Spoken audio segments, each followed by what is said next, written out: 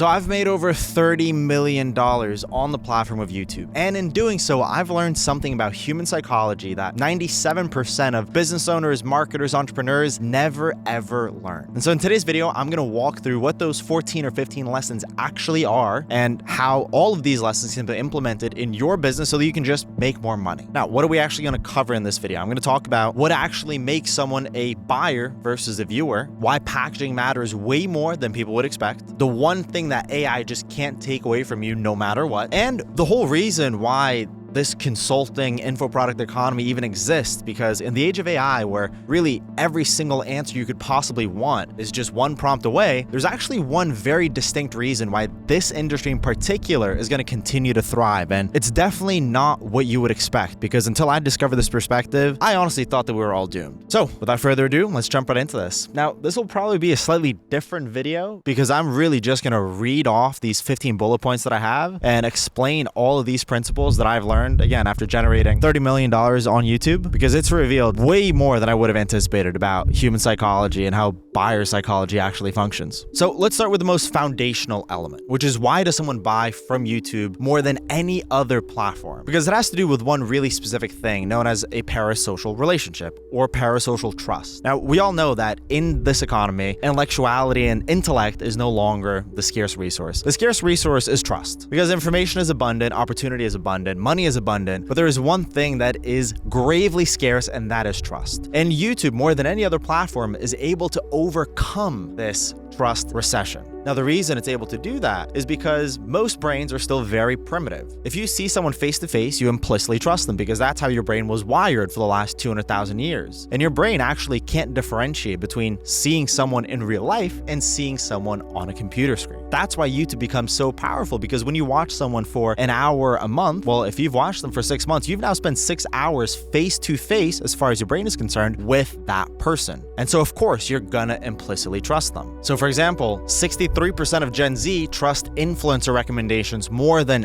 any other source of influence. Why? Because they spend hours and hours and hours watching these people. And 92% of consumers trust what people say about a brand way more than any given branded content, which of course makes a ton of sense. So now that we have that as the foundation of this entire marketing lesson, if you will, let's move on to the next point. Now, the next principle is something that I call blame shifting. The person that's gonna win the most on YouTube is the person who can shift the blame away from the viewer. It's a really weird quirk about human psychology, but we love people who take the blame away from us because we never want to be the problem. So if your consulting offer, if your info product, if your strategy, whatever it is that you're teaching, whatever it is that you're talking about, can take the blame away from people, you're going to do infinitely better, because you're not selling a strategy as such. You're not selling an offer as such. What you're selling is relief from the suspicion that the viewer was the problem the whole time. Because the thing is, persuasion runs on pathos, not logos, which means that people first need to emotionally decide and then justify with logic later. And relief from shame is probably the most important emotional purchase you can make.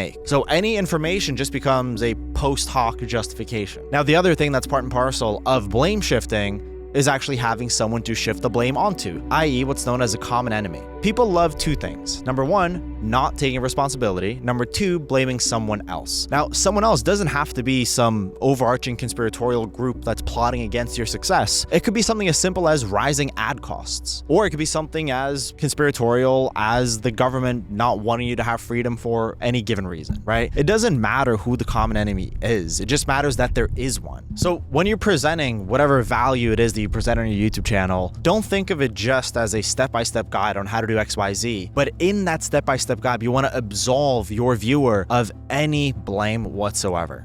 And then you want to instill in them the belief that this strategy, this system, will then actually solve that given problem. Now, you know logically that it will, but the viewer also needs the emotional, I suppose, justification that it will. The next point is something that is very counter to today's day and age, because we live in a world where everything is perfectly curated, perfectly filtered. You edit this, you edit that, everything just looks perfect. And we're also in an era where lifestyle marketing is so rampant that just anybody can rent a Lambo and talk shit online, and some idiot will listen. Now, unfortunately, the lifespan of that idiot listening will not be very long. So how do you combat this? Well, some people call it raw content. not dissimilar to this. Others call it showing the scars, not the trophy. Now, I didn't come up with that. I just heard somebody else say it. But what it means is that anyone can show a trophy and you don't really know if it's legit. But if you can show the scars, if you can show the uphill battle, well, then that is legit. It's part of the reason why some of the creators that have the most cult-like followings actually show their entire hero journey. Hero's journey is another really, really important thing on YouTube, because if you can demonstrate your hero's journey, either after the fact or during and actually documenting, then that's also going to be incredibly valuable. But the point that I'm making here is a little bit larger than just the hero's journey, because it doesn't really matter if you document as long as you can show to XYZ thing that didn't work before you discovered why. And the whole point here is that in an overly curated world, the people that are really going to win are the ones that are keeping things raw and authentic and actually showing the ups and the downs. And there's some really good examples of this in the creator world. A previous client, a friend of mine, Lucas Pactor, has done incredibly well showcasing the really difficult parts of business. And he'll have one video showcasing that he's $100,000 in credit card debt with payroll coming up in 3 days, and 9 months later he's showing his brand has done 50 million in sales, or whatever the number is. And the point here isn't necessarily to showcase the negative aspects, but is to showcase the real aspects of running a business. And that is one thing that you never really see on YouTube. Now, the next thing is that packaging on YouTube is by far the most important thing. And the weird thing that taught me about buyer psychology and human psychology is that people really do judge a book by its cover. So what does that tangibly mean? Well, what it means is that on YouTube, your title, thumbnail, idea determine 99% of the success of your video. It really doesn't matter that much what you say in your video beyond the 3-minute mark. Until the 3-minute mark, it is really important, which brings us right into the next point, which is that humans crave closure. So what does that mean? Well, if humans crave closure, that means you can exploit that desire with something known as open loops. Now, open loops are more technically known as the Zeigarnik effect. Now, the Zeigarnik effect is just a simple notion that your brain wants to have any open loop, any question answered. So if I brought something up at the beginning of this video, as I did, and I think I said something along the lines of my perspective was shifted in a crazy way, blah, blah, blah. Well, your brain subconsciously thought, oh, wow, I really wonder what he's talking about. I should stick around and find out. Now, this was actually discovered by a Soviet scientist who noticed that waiters were able to recall unpaid orders with perfect accuracy. Why? Well, because the loop wasn't closed. There was no closure in the brain, so they still remembered everything about it. So how do we translate this to YouTube? Well, if you want to see a lot of success on YouTube, your videos should be riddled with open loops. And again, there's different styles of videos that are optimized for different things. If you're just kind of yapping on camera like I'm right now, then open loops are going to be less important because the authenticity and the rawness of this video is paramount. But if you have a very important VSL, if you have a very important step-by-step guide, a full course video, whatever it may be, well, if you want to optimize for retention, you want to optimize for average view duration, which you should, you're going to need a lot of open loops. Now, with that, let's segue into the next point, which is that people love specificity, and specificity actually encourages trust. So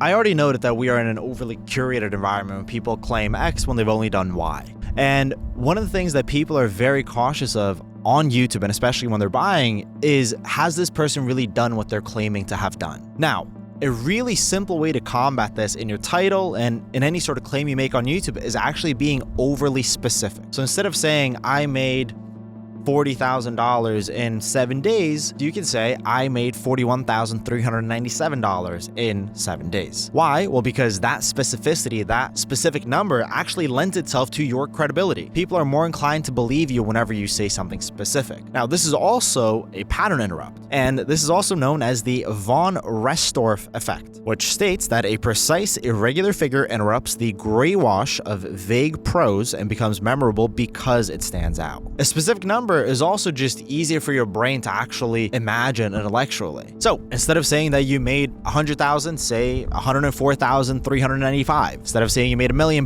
say you made exactly what it is that you made. And this specificity is probably one of the simplest hacks that anyone can introduce right away. Now, the next lesson about human psychology is that people are incredibly averse to loss. In fact, people are a lot more scared to lose money than they are excited about making money. This was actually documented in something called prospect theory, and it turns out people are twice as motivated to avoid loss when compared to actually gaining something. So, what does that mean for your marketing? What does that mean for your business? Well, it means that you can double down on this. You can really speak to people on an emotional level when you speak to their loss aversion side of the brain. Okay, well, let's promptly move on to the next thing. The next thing is that personal branding is your last and only moat in the age of AI. So I'm actually just going to read this little passage that I wrote because it's a really weird time in history, because up until now, your intellect played a really predominant factor in determining your success. In fact, IQ is, up until now, and has been, the greatest predictor of success. The second greatest predictor of your success is your personality, specifically the personality